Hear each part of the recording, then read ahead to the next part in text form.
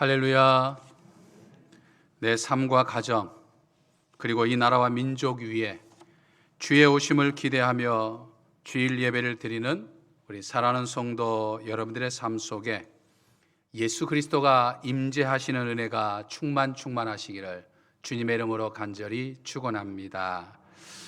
오늘은 태양력으로 11월 28일, 음력으로 10월 24일입니다. 하지만 교회에서 지키는 교회력으로는 대림절 첫 번째 주일입니다. 교회력에 의하면 새해 시작은 대림절로부터 시작이 됩니다. 대림절에 사용하는 예전색은 기다림을 뜻하는 이 보라색이 되겠습니다. 그래서 저는 대림절 첫 번째 주일 예배를 드리면서 이 목사 가운 위에 이 기다림을 상징하는 이 보라색 스토를 걸치고 또 예배를 집례합니다. 2021년 대림절은 12월 28일 주일에 시작해서 성탄절 전날인 12월 24일 금요일까지입니다. 대강절이라고 부르기도 하는 이 대림절은 예수 그리스도가 이 땅에 오신 성탄을 기뻐하고 또 다시 오시겠다 약속하셨던 그 주님의 재림을 기다리는 절기이죠. 그래서 그리스도인들은 대림절이 되면 주께서 이 땅에 오심을 기뻐합니다.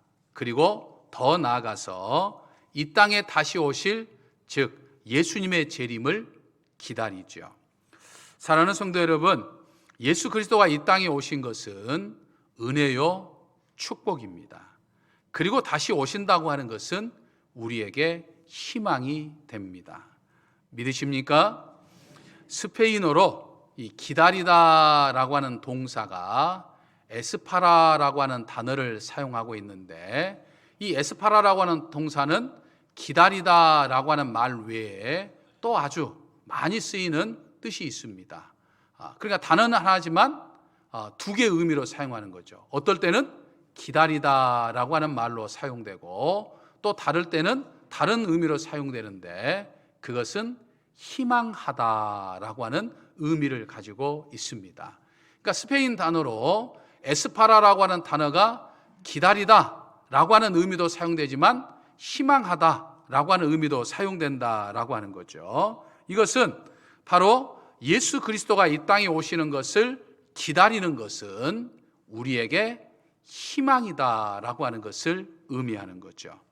여전히 코로나19 바이러스가 극성을 부리는 2021년도 대림절이지만은 우리 주님 오심을 축하하고 또 주님 다시 오심을 기다림으로 인해서 여러분들의 삶과 여러분들의 가정에 그리고 이 땅에 희망이 충만하게 될 줄로 믿습니다. 할렐루야. 그렇다고 한다면 우리 주님 오심을 기다리는 은혜 속에 사는 우리는 이 2021년도 이 대림절을 보내면서 어떤 자세를 가지고 살아야 할까요?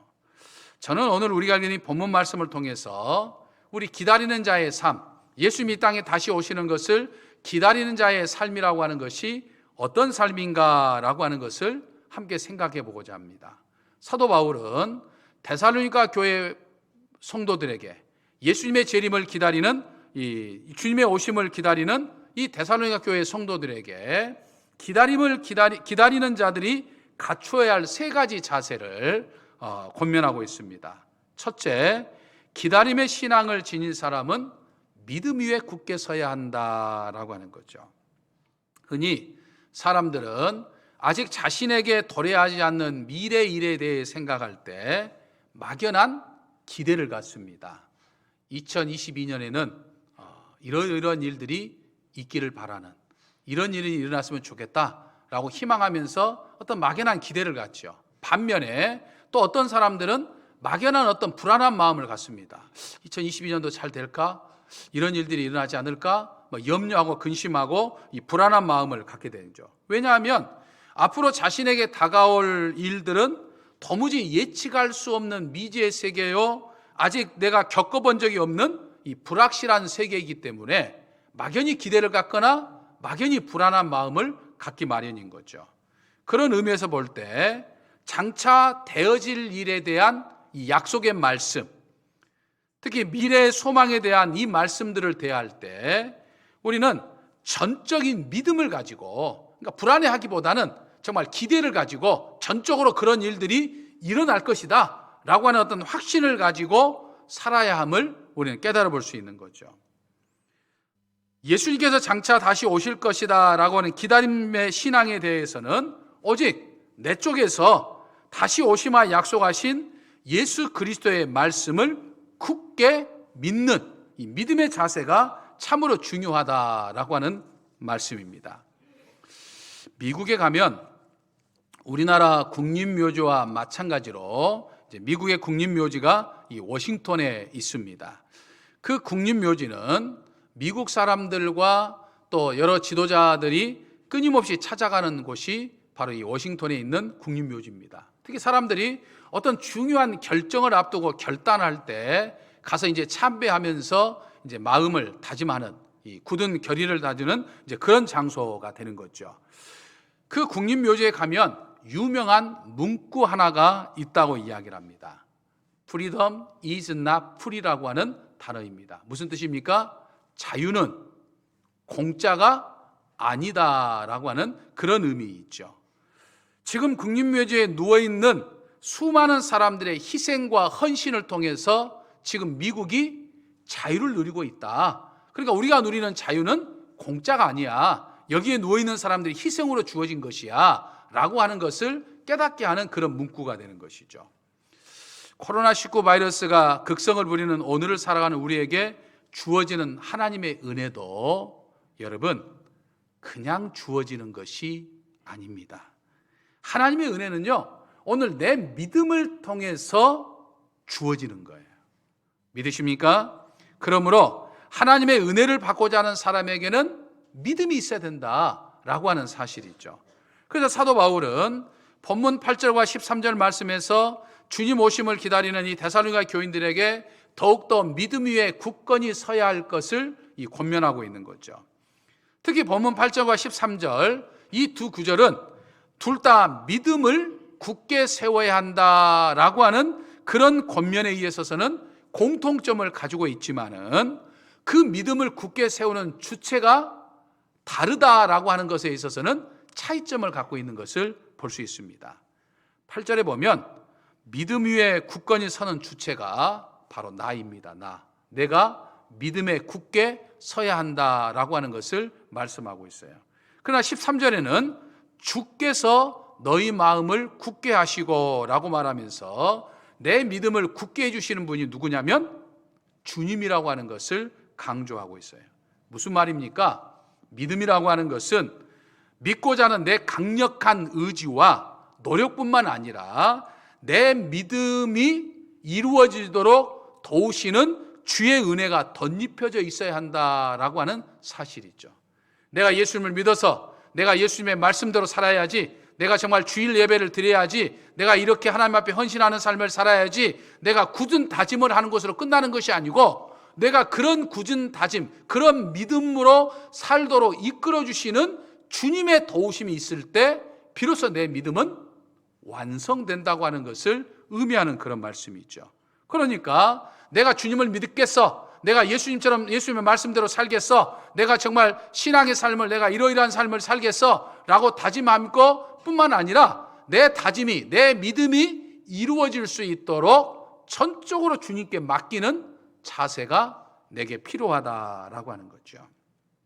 그러므로 대림절을 보내면서 내 마음속에 주님 오심에 대한 기다림, 주님 오신다고 하는 것에 대한 희망과 믿음을 가지고 우리가 보내야 되는 것이고, 나로 하여금 기다릴 수 있도록 도우시는 성령님의 도우심을 사모할 수 있어야 하는 거죠. 그럴 때 우리 주님께서 내 마음 속에, 내 삶 속에, 내 가정 속에, 그리고 하나님이 예정하신 그때의 이 역사 속에 희망의 메시지로 오시는 겁니다. 믿으십니까? 그러므로 이 대림절을 보내면서 예수님이 다시 오심을 믿고 이 믿음 아래서 하루하루 살아가는 저와 우리 사랑하는 성도 여러분 되시기를 주님의 이름으로 간절히 축원합니다. 다음으로 기다림의 신앙을 지닌 사람은 서로 사랑하는 삶을 살아야 한다라고 하는 거죠. 당시 데살로니가 교회는요, 교회 내적으로 교회 외적으로 크게 두 위험이 상존하고 있었습니다. 사실 이건 비단 데살로니가 교회뿐만 아니라 당시 예수님을 믿었던 모든 초대교인들과 초대교회 성도들과 교회가 겪고 있었던 문제였어요.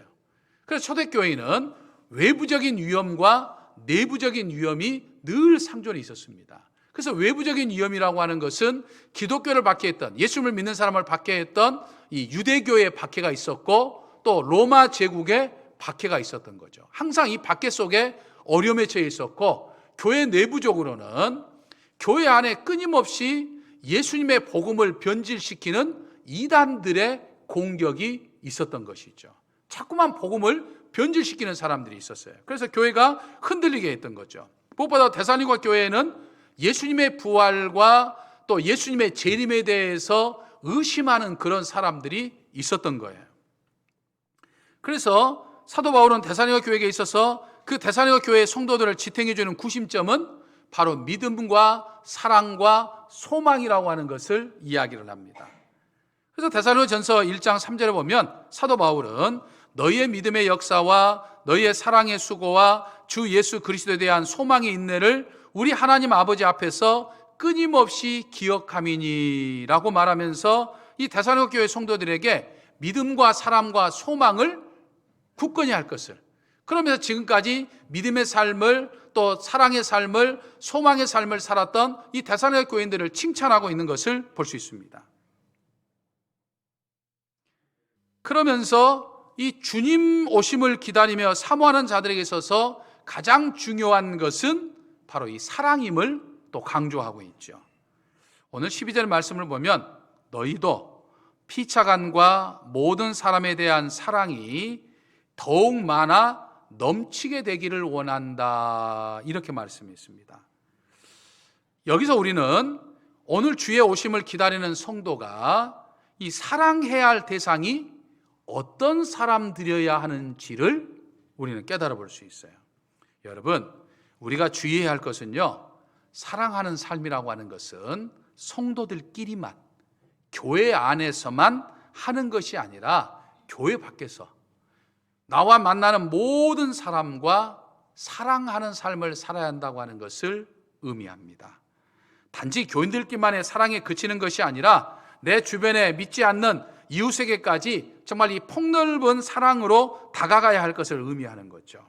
이것은 우리가 주님의 다시 오심을 기다리는 성도로서 다가올 주의 날, 심판의 날에 한 영혼이라도 더 구원받게 하려고 하면 이 강팍한 세상 속에서 오직 사랑의 역사가 아니고서는 믿지 않는 사람들의 그 마음을 녹이고 움직일 만한 길이 사랑 외에는 없다라고 하는 것이죠.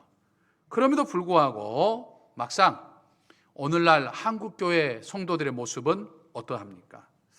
예전에 모 기독교 신문이 이제 믿지 않는 사람들을 상대로 설문조사를 한 적이 있었어요.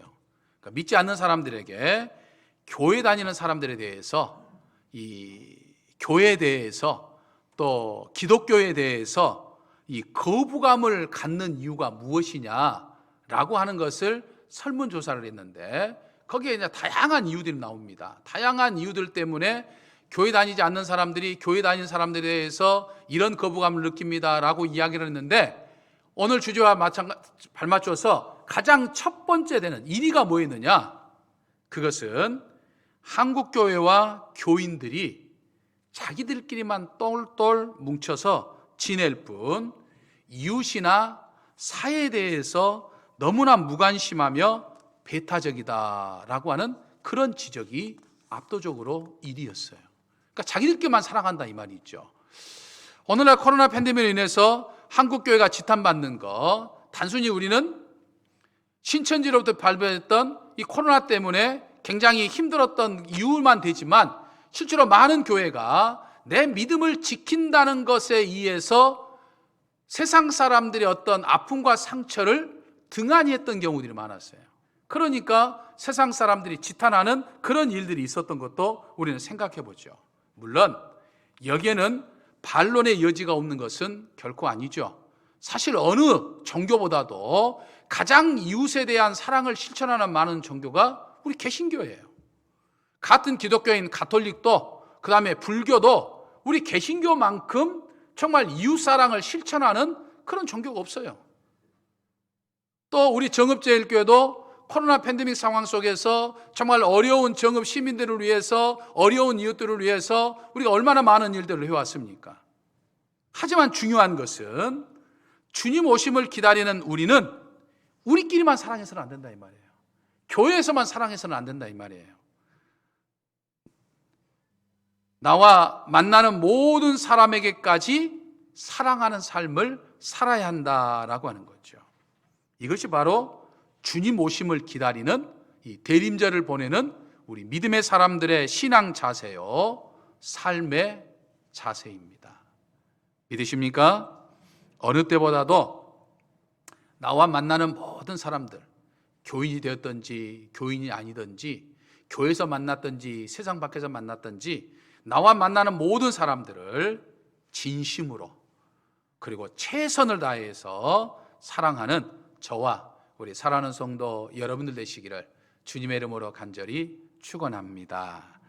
마지막으로 우리 기다림의 신앙을 지닌 사람은요, 거룩한 삶을 살아야 합니다.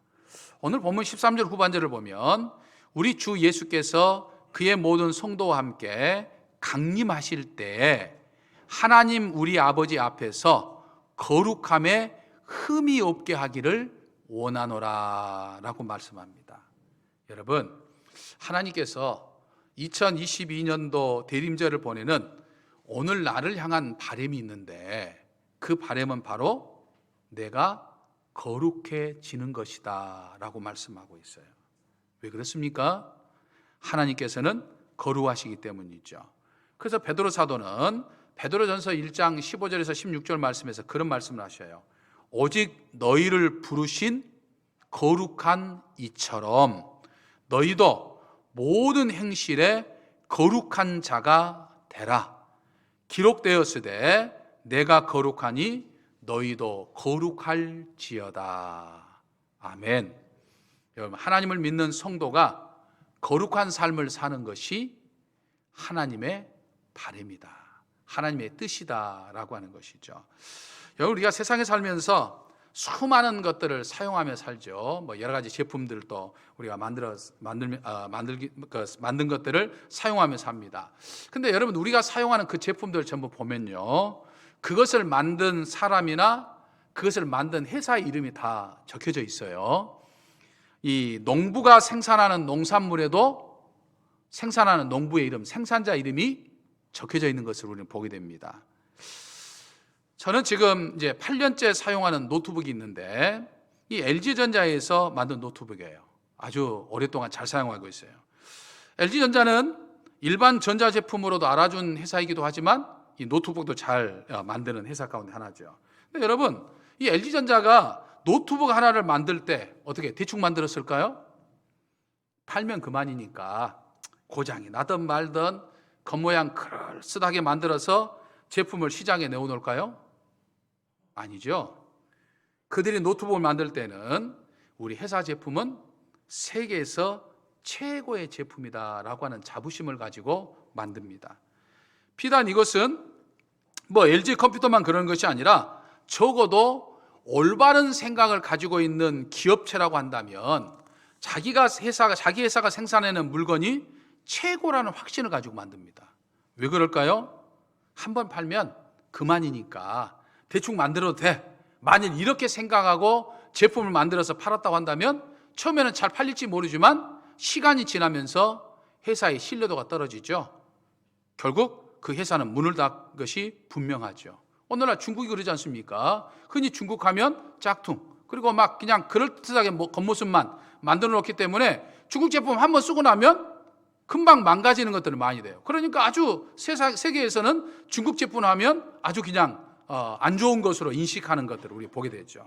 그래서 모든 회사는 자신들이 만든 제품에 남다른 자부심을 가지고 소비자들로부터 자신이 만든 상품을 인정받기를 원하는 거예요. 근데요, 하나님도 마찬가지십니다.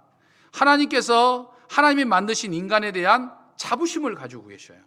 하나님께서 온 정성을 다해 만드셨고 심지어는 거기에다가 하나님의 숨을 불어넣으실 정도로 심혈을 다해서 창조한 존재들이 바로 오늘 이 자리에 앉아있는 여러분 한 분 한 분이에요. 그러니까 여기에 있는 분들은 그냥 하나님이 그저 만드신 분 아니에요. 그저 하나님이 세상에 딱 달랑 던져놓고 네 알아서 살든지 말든 네 알아서 하고 그냥 적당히 살다가 와라 라고 여러분들 이 세상에 던져놓은 게 아니에요. 하나님의 특별한 뜻에 따라서 하나님이 심혈을 기울여서 여러분 창조하시고 여러분들 이 세상에 보내신 거예요. 믿으십니까? 하나님의 특별한 존재가 우리 한 사람 한 사람 모두 여기 있는 모두가 다 그런 존재들이에요. 그러니까 하나님은 창조한 나를 보면서 나를 통해서 야, 정말 내가 아무개를 창조하길 잘했구나, 내가 아무개를 저 세상에 보내기를 잘했구나 라고 하는 어떤 그런 마음을 느끼고 싶어 한다 이 말이에요. 그렇다고 한다면 하나님께서 언제 그런 마음을 갖겠느냐 이 말이에요. 그러니까 여러분들이 뭔가 큰 걸 했을 때 아닙니다. 여러분들이 각자의 삶의 자리에서 하나님의 말씀대로 살고자, 그러니까 거룩한 삶을 살고자 힘써 노력할 때 하나님이 그런 마음을 가지신다라고 하는 거예요. 우리는 거룩하면 어떤 외형적인 어떤 경건 또는 어떤 마음과 행위의 완전함을 연상하기 때문에 사실 우리는 거룩이라고 말하면 좀 부담을 느끼게 돼요. 그러다 보니까 거룩이라고 하면 죄성을 가진 지닌 내가 일생 동안 도달하기 어려운 도무지 불가능한 단지 어떤 희망사항으로 취급하거나 해서 포기하거나 아니면 그냥 세상은 다 그런 것이지 뭐 그러면서 적당히 어떤 자기 합리화를 시키는 그런 것이 아니에요.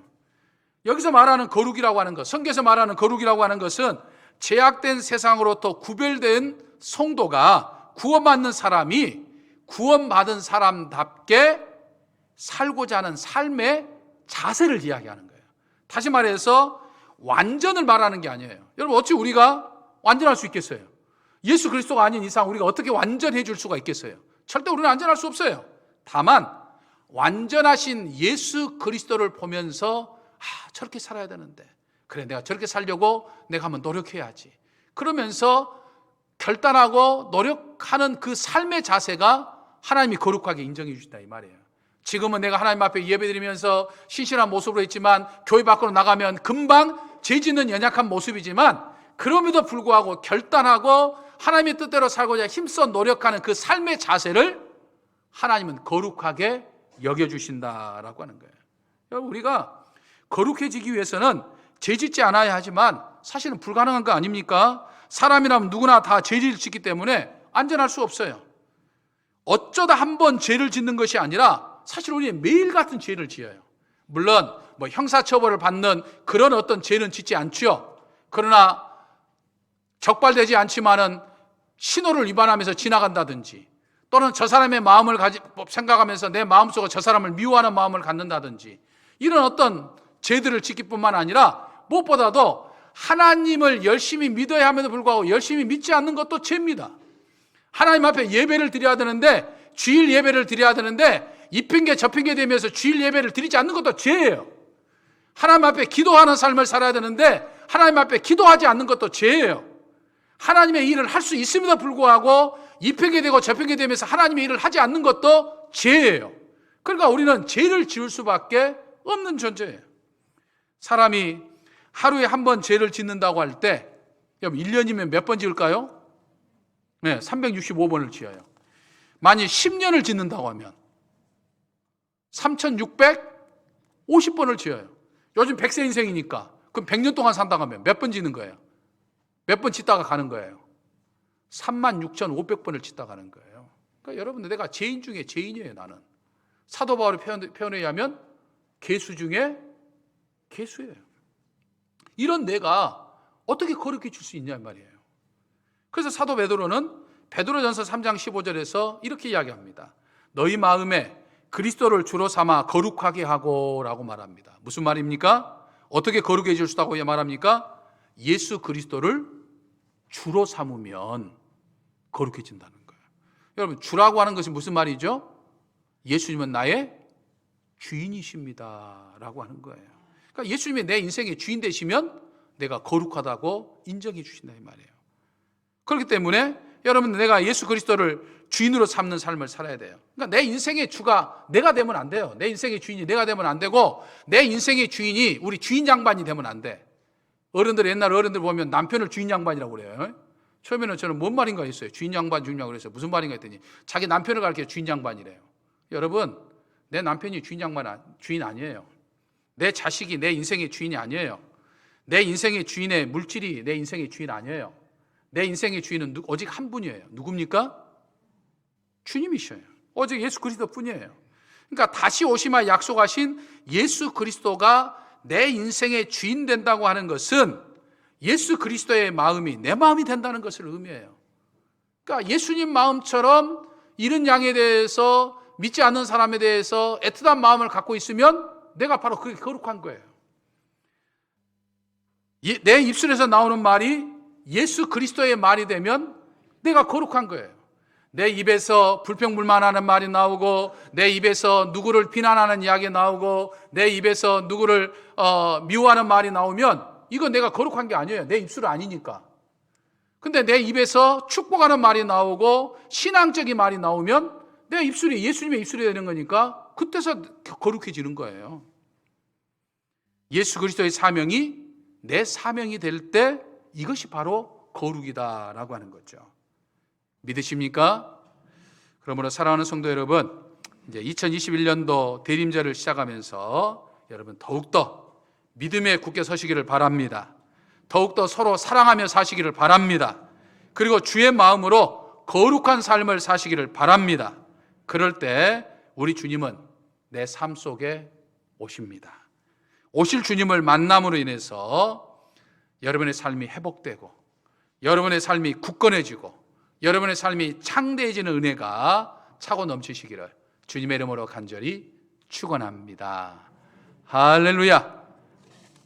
이 땅에 오신 주님, 그리고 다시 오실 주님을 기다리는 이 대림절에 저희가 믿음 위에 굳건히 서게 하여 주시기를 원합니다. 세상 그 어떤 일에도, 코로나19 바이러스가 우리를 공격해도 결국 흔들리지 않는 굳건한 믿음의 삶을 살게 하여 주옵소서. 무엇보다도 사랑의 모범이셨던 우리 주님처럼 서로 뜨겁게 사랑하며 살게 하여 주옵소서. 예수 그리스도가 매일매일 내 삶의 주인 되시는 거룩한 삶을 살게 하여 주옵소서. 그라의 이 땅에 희망으로 오신 우리 예수님을 기다리는 이 대림절에 저희가 이 땅에 희망이 되게 하여 주시옵소서. 우리 주 예수 그리스도 이름으로 기도하옵나이다. 아멘. 전능하사 천지를 만드신 하나님,